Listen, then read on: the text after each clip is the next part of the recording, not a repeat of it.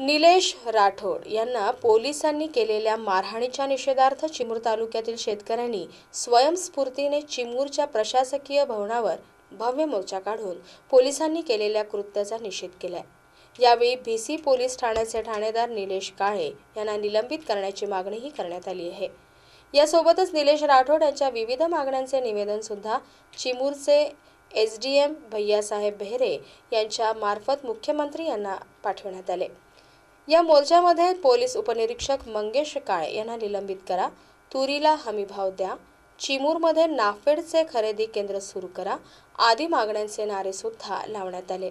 या मोर्चाचे आयोजन दुर्बल पीडित शेतकरी संघटनेचे सचिव स्वप्नील मालके यांच्या नेतृत्वात करण्यात आले होते। यामध्ये डॉक्टर सतीश वारजूरकर, प्रशांत कोल्हे, उमेश हिंगे यांच्यासह शेकडो शेतकरी उपस्थित होते। यामध्ये महिला शेतकऱ्यांचा सुद्धा समावेश होता। गेल्या 15 दिवसापासून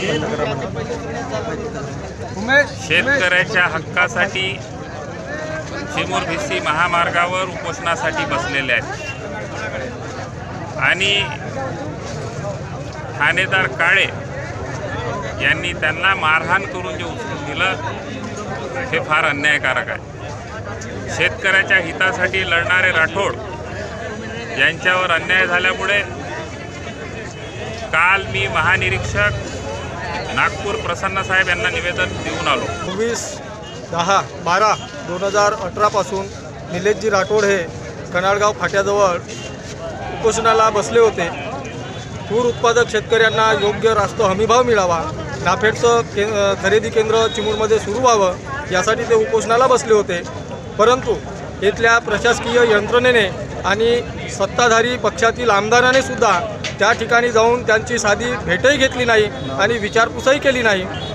त्याच्यामुळे त्या शेतकऱ्याचं उपोषण हे प्रशासकीय यंत्रणेच्या माध्यमातून दडपण्याचं आंदोलन इथल्या सत्ताधारी पक्षाकडून होत आहे। दडपण्याचं शासनानं दडपण्याचं राजकारण या ठिकाणी चालू आहे। या ठिकाणी लोकशाहीच्या मार्गाने मागणी मागत असताना कुठेतरी या विधानसभा क्षेत्रात प्रेशर येऊन माननीय ठाणेदार साहेबांनी कुठल्याही प्रकारची प्रकृती हालावली नसताना, तंदुरुस्त असताना त्यांना रात्रोला गाडीत टाकून मारहाण केली आणि उपजिल्हा रुग्णालयात दाखल केलं। ही खेदाची बाब आहे।